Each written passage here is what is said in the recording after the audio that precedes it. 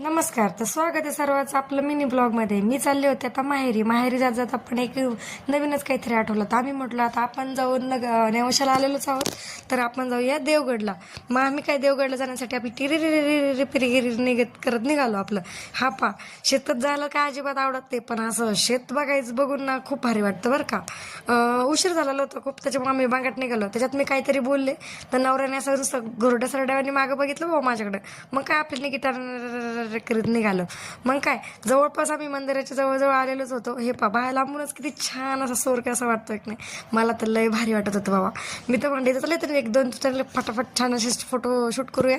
तर काय हा नाही करत थांबवली थोड्या वेळ गाडी आणि फोटो वगैरे काढून घेतल्यावर काय मग काय फायनली मी मंदिराच्या आतमध्ये आलो.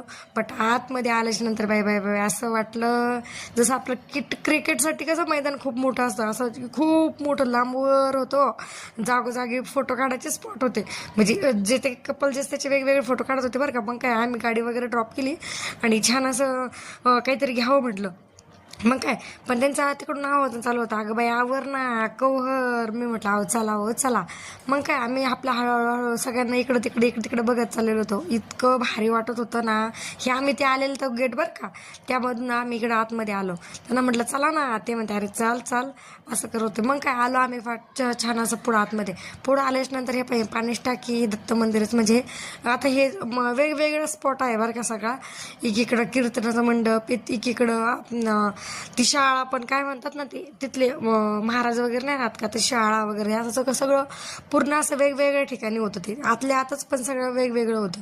मग काय त्यांना म्हटलं चला यामध्ये जरा खळवतच काय थोडंसं जरा पोज बीज द्या. मग काय त्यांनी दाखवले 2 बोटं आपले. आम्ही चाललो आपलं बाकी. मग काय मी आतमध्ये शिरलं. मी काय आपली मस्तपैकी उधळतच होते. मला का ते कसं असतं माहिती आहे का, मला कुठं बाहेर फिरायला जायचं म्हणलं ना तर माझ्या फिलिंग नुसतं ढगामध्ये असतात. मग काय इतकं भारी वाटत होतं त्यातलं पण आम्ही खूप खुश झालो नाही का, की आम्ही इकडं माहेरी आलेच होते. तर मग आम्ही देवबाप्पाला आलो इकडं. मग काय आपलं मस्तपैकी ते 2 बोटं दाखवत होते आपले. पण मी दर्शन घेता व्हिडिओ काढत होते. पण इथले आजोबा एक जण मला बोलले, अगं माऊली बंद कर.